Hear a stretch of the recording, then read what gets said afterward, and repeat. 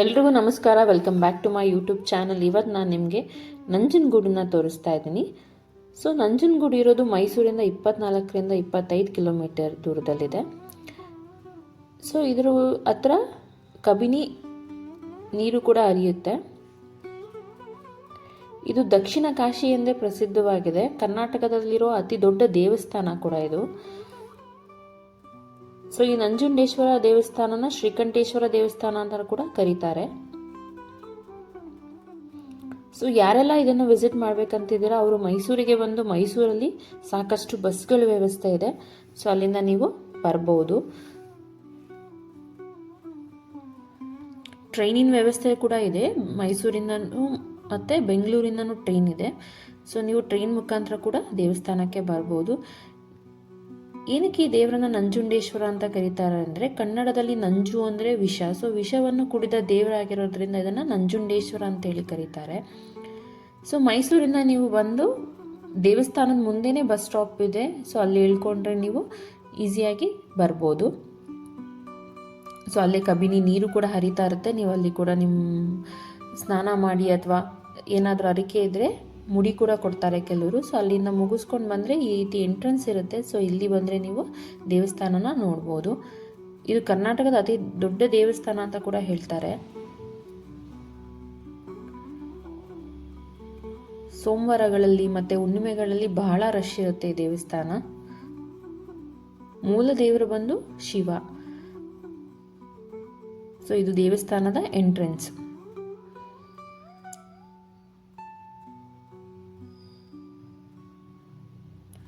ನೀವು ಹುಣ್ಣಿಮೆ ದಿನ ಬಂದರೆ ಭಾಳಷ್ಟು ರಶ್ ಇರುತ್ತೆ.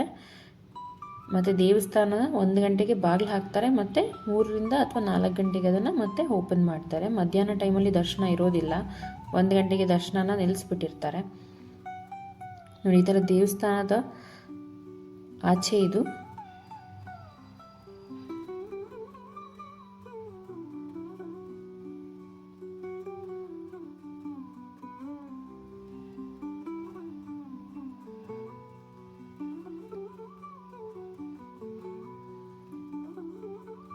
ಸೊ ಇದು ನಾವು ದೇವಸ್ಥಾನನ ಎಂಟರ್ ಆದರೆ ಈ ರೀತಿ ಇದೆ ಒಳಗಡೆ. ಈ ಕಡೆ ಲೆಫ್ಟ್ ಸೈಡ್ ಹೋದರೆ ಕ್ಯೂ ಅಲ್ಲಿ ನೀವು ಹೋದರೆ ದೇವರ ದರ್ಶನ ಪಡಿಬೋದು.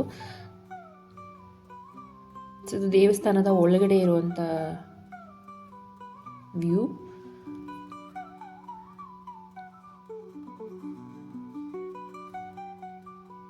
ಸೊ ದರ್ಶನ ಮಾಡ್ಕೊಂಡು ಬಂದು ಎಲ್ಲರೂ ಇಲ್ಲಿ ಸ್ವಲ್ಪ ಹೊತ್ತು ಕೂತಿದ್ದು ಹೋಗ್ತಾರೆ.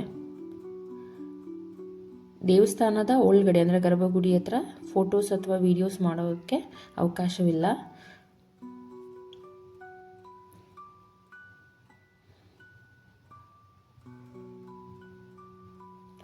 ನೋಡಿ, ಅಲ್ಲಿ ಕಾಣಿಸ್ತಿದೆಯಲ್ಲ, ಅಲ್ಲಿಂದ ಎಂಟ್ರೆನ್ಸ್ ಹೋಗಿ ನಾವು ಈ ಕಡೆ ಬಂದರೆ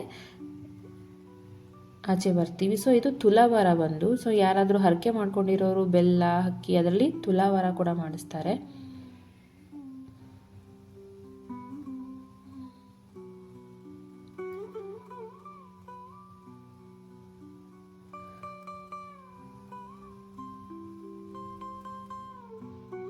ಬಹಳ ಸುಂದರವಾದ ದೇವಸ್ಥಾನ. ಮೈಸೂರಿಂದ ಕೇವಲ 24ರಿಂದ 25 ಕಿಲೋಮೀಟರ್ ಇದೆ ಅಷ್ಟೇ. ಸೊ ಇದು ತುಲಾಭಾರ ಕೌಂಟರ್. ಸೊ ಅದು ದೇವರ ಗರ್ಭಗುಡಿಗೆ ಇರೋ ಎಂಟ್ರೆನ್ಸ್. ಆ ಕಡೆಯಿಂದಾನೇ ನಾವು ದೇವರ ಗರ್ಭಗುಡಿಗೆ ಹೋಗೋದು.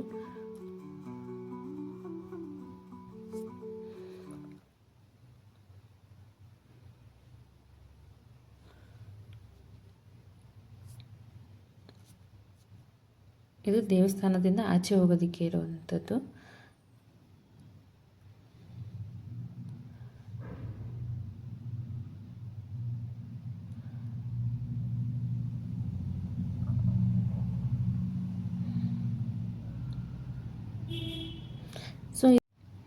ಸೊ ಇಲ್ಲಿ ದಾಸೋಹ ವ್ಯವಸ್ಥೆ ಕೂಡ ಇದೆ.